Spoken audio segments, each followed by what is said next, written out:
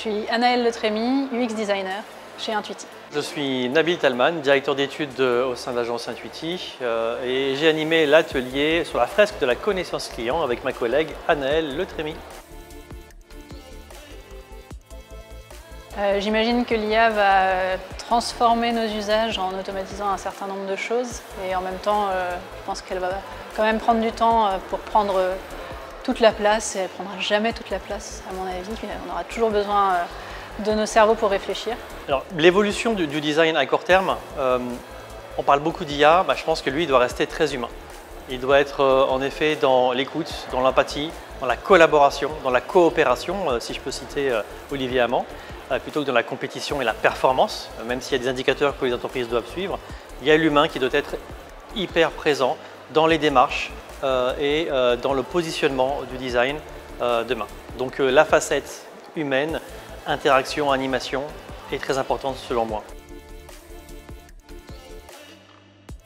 Aujourd'hui, l'IA, je la prends comme un assistant très efficace, on va dire, sur de la recherche de sites à bencher, de marques à bencher, une façon de comprendre un peu plus rapidement le métier de mes clients, de traduire un peu plus vite certaines choses, d'avoir des contenus pour remplir un petit peu mes wireframes, gagner du temps sur ces parties-là et pouvoir moi prendre le temps de réfléchir au reste de façon plus posée. L'IA, il est indispensable de jouer avec, il est indispensable d'avoir une conviction sur ces développements technologiques. Dans le design, dans ma partie qui est plus la research, on l'utilise, ça permet de gagner du temps. C'est une aide, c'est un deuxième cerveau qui peut aider à réfléchir, mais en aucun cas il doit remplacer notre cerveau à nous, en tout cas designer ou researcher. Donc un gain de temps, oui. Un gain d'ouverture d'idées, oui. Attention aux juniors qui l'utilisent, qui n'ont pas nécessairement le recul que peuvent avoir des personnes plus expérimentées. Ce n'est pas un remplacement, c'est vraiment une aide. Déjà, il faut être présent, essayer d'être présent à un maximum d'instances, pas hésiter à être proactif dans la création de moments de rencontre et d'échanges autour du design pour ne pas se faire oublier. Alors pour renforcer la présence du design dans l'entreprise, il y a cet aspect vraiment systémique qui est à prendre en compte.